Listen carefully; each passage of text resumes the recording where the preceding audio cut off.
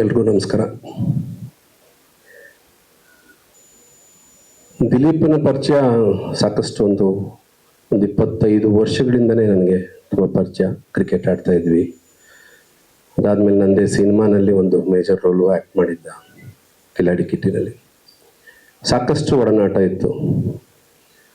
ಸರಿ ಸುಮಾರು ಒಂದು 60 ದಿನ ಚಿತ್ರೀಕರಣದಲ್ಲಿ ಒಂದು ಪಾತ್ರ ಇಲ್ಲದೇ ಇದ್ದಾಗಲೂ ಒಂದು ಸಿನಿಮಾನಲ್ಲಿ ಕೆಲಸ ಮಾಡಬೇಕು ಅನ್ನೋ ಒಂದು ಹುಮ್ಮಸ್ಸು ಅವನಲ್ಲಿತ್ತು. ಕೇವಲ ನಟ ಆಗಿರಲಿಲ್ಲ, ಎಲ್ಲ ಮಜಲುಗಳಲ್ಲೂ ಅವನು ಚಾಪ್ ಮೂಡಿಸ್ತಿದ್ದ.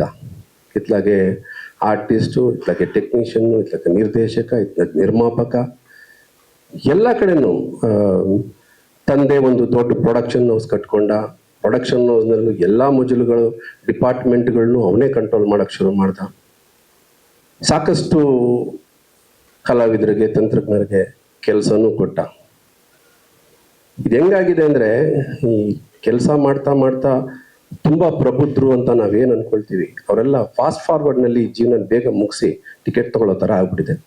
ರೈಟ್ ಫ್ರಮ್ ಶಂಕರ್ ನಾಗ್ ಅವ್ರು ಇರ್ಬೋದು, ರೈಟ್ ಫ್ರಮ್ ಅಪ್ಪು ಅವ್ರು ಇರ್ಬೋದು, ದಿಲೀಪನೂ ಫಾಸ್ಟ್ ಫಾರ್ವರ್ಡ್ನಲ್ಲಿ ನಾವೇನು ನಿಧಾನಕ್ಕೆ ಮಾಡ್ತಾ ಹೋಗ್ತಾ ಇದ್ದೀವಿ, ಅದು ಫಾಸ್ಟ್ ಫಾರ್ವರ್ಡ್ನಲ್ಲೇ ಮುಗಿಸಿ ನಾನು ಬೇಗ ಹೋಗ್ಬೇಕು ಅನ್ನೋ ದಿಕ್ಕಿನಲ್ಲಿ ಹೋಗ್ತಾ ಇದೆಯೇನೋ ಅನ್ನೋ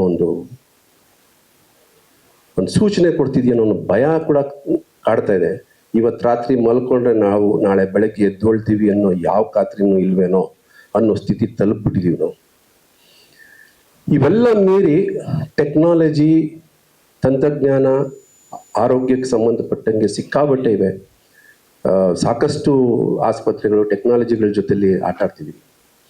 ಈಗ ನಂದು ಒಂದು ಆಸ್ಪತ್ರೆ ಇದೆ. ಈ ಆಸ್ಪತ್ರೆಯಲ್ಲಿ ಸಾಕಷ್ಟು ಏನೇನು ಈಗಿನ ಟೆಕ್ನಾಲಜಿಗಳನ್ನ ಉಪಯೋಗಿಸ್ಬೋದು, ಅಥವಾ ಏನೇನು ನಮಗೆ ಮೊದಲು ತಲೆನೋವು ಬಂದರೆ ಸ್ಯಾರಿಡಾನ್ ಇಟ್ಕೊಳ್ತಿದ್ವಿ, ಜೇಬ್ನಲ್ಲಿ ಪರ್ಸ್ನಲ್ ಇಟ್ಕೊಂಡು ಆಡ್ತಾ ಇದ್ವಿ. ಅದೆಲ್ಲ ಟಿ ವಿನಲ್ಲಿ ಬರ್ತಾ ಇತ್ತು, ಸ್ಯಾರಿಡಾನ್, ತಲೆನೋವು ಬಂದರೆ ಸ್ಯಾರಿಡಾನ್. ಕೆಲವು ಲೈಫ್ ಸೇವಿಂಗ್ ಡ್ರಗ್ಸ್ ಇವೆ.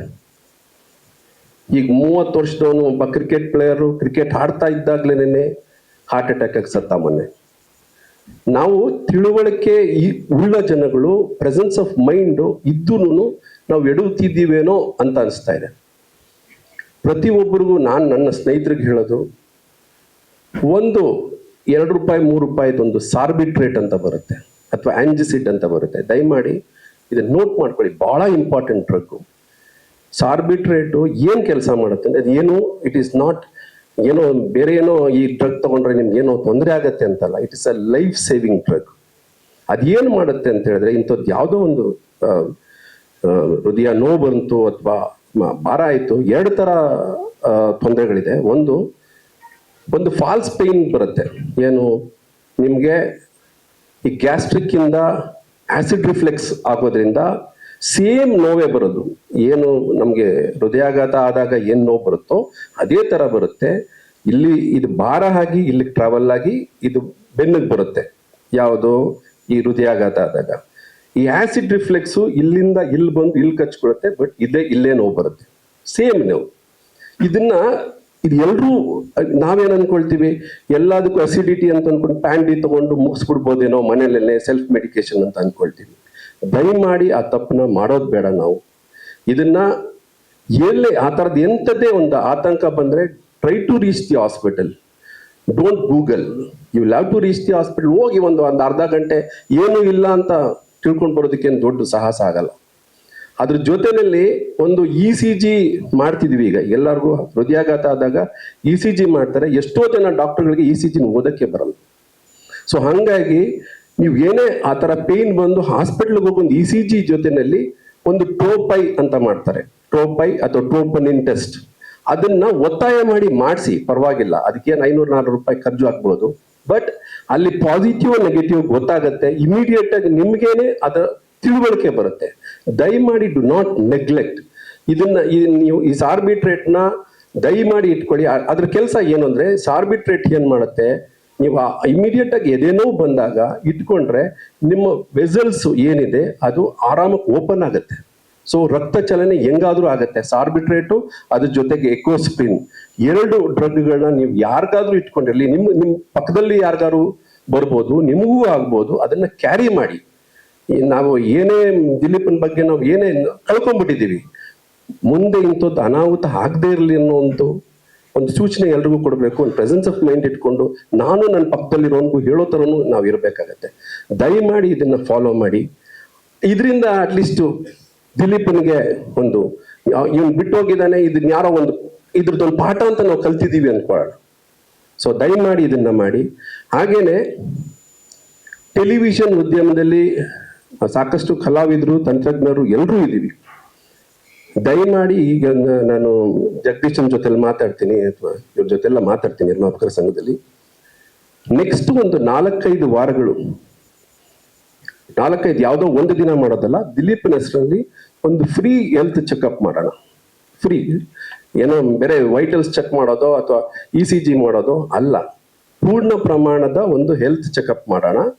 ಫ್ರೀ ಆಫ್ ಕಾಸ್ಟ್ನಲ್ಲಿ ನಂದೇ ಆಸ್ಪತ್ರೆಯಲ್ಲಿ ಪ್ರತಿಯೊಬ್ಬರಿಗೂ ಒಂದು 4-5 ವಾರ ಸ್ಪ್ರೆಡ್ ಓವರ್ನಲ್ಲಿ ಮಾಡೋಣ. ಮಾಡಿದಾಗ ಏನಾಗುತ್ತೆ, ಅಟ್ಲೀಸ್ಟ್ ನಮ್ಮಲ್ಲಿ ಏನು ಒಳಗಡೆ ನಾವು ಎಲ್ಲ ಸುಂದರವಾಗಿ ಕಾಣ್ತಿದೀವಿ ಅಂತ ಅನ್ಕೊಳ್ತೀವಿ, ನಮ್ಮ ಒಳಗಡೆ ಏನಿದೆ ನಮ್ಗೆ ಗೊತ್ತಾಗಲ್ಲ. ಅಟ್ಲೀಸ್ಟ್ ಒಂದು ಸೂಚನೆ ಕೊಟ್ರೆ ಅಥವಾ ಅದನ್ನ ತಿಳ್ಕೊಂಡ್ರೆ ಅದನ್ನ ರಿಪೇರೀಕರಣ ಮಾಡ್ಬೋದೇನೋ ನಾವು. ದಯಮಾಡಿ ಇದನ್ನ ಮಾಡೋಣ. ಏನು ಕಳ್ಕೊಂಡಿದೀವಿ, ಕಳ್ಕೊಂಡಾದ್ಮೇಲೆ ಏನೂ ಸಿಗಲ್ಲ. At the same time Vidya she is very strong. ನಾನು ಸಾಕಷ್ಟು ಸರ್ತಿ ಹೇಳಿದ್ದೀನಿ, she is a very strong woman. ನಿಜವಾಗ್ಲೂ ದಿಲೀಪ ಒಂದು ಭಾಗ ಆದ್ರೆ ಇನ್ನೊಂದು ಭಾಗದಲ್ಲಿ ವ್ಯಾಪಾರನ ಎಳ್ಕೊಂಡು ಹೋಗ್ತಾ ಇದ್ದಿದ್ದು ವಿದ್ಯಾ. ಯಾಕೆಂದ್ರೆ ನಾನು ತುಂಬಾ ಹತ್ರದಿಂದ ನೋಡಿದ್ದೀನಿ. She is a very strong woman. ನೀವು ಇದನ್ನ ಏನ್ ಸಂಸ್ಥೆ ಅವ್ನು ಕನಸು ಕಟ್ಟಿದ್ನೋ ಅದು ಮುಂದುವರ್ಸ್ಕೊಂಡು ಹೋಗಿ, ನಾವು ನಿಮ್ಮ ಜೊತೆಲಿ ಇದ್ದೇ ಇರ್ತೀವಿ. ನಾವ್ ಏನೇ ಹೇಳಿದ್ರು ಅವ್ನು ಹೋಗ್ಬಿಟ್ಟ ನಿಮ್ಮ ಜೊತೆಲಿ ಇರ್ತೀವಿ ಅನ್ನೋದು ಎಲ್ರೂ ಹೇಳ್ತೀವಿ. ಕೊನೆಗೆ ನೋವಿರೋದು 4 ಜನಕ್ಕೆ ಮನೆಯಲ್ಲಿ, ಅವರೇ ಅಂತಿಮಗಳು ಕೊಡೋದು. ನಾವೇನೇ ಹೇಳಿದ್ರು ನಾವು ಜೊತೆಲಿ ಇರ್ತೀವಿ, ಏನ್ ಮಾಡ್ಬೋದು ಅದು ಮಾಡ್ತೀವಿ, ನೀವು ಮುಂದುವರ್ಸ್ಕೊಂಡು ಹೋಗ್ಬೋದು. ಇಷ್ಟು ಹೇಳಿ ನಾನು ಮಾತು ಮುಗಿಸ್ತೀನಿ. ದಯಮಾಡಿ ಈ 2-3 ಡ್ರಗ್ಸ್ ಏನಿದೆ ಅದನ್ನ ಖಂಡಿತವಾಗ್ಲೂ ನೀವು ಇಟ್ಕೊಂಡಿರ್ಲೇಬೇಕು. ಒಂದು ಸಾರ್ಬಿಟ್ರೇಟು, ಇನ್ನೊಂದು ಎಗೋಸ್ಪ್ರಿನ್ ಇಟ್ಕೊಳ್ಳಿ.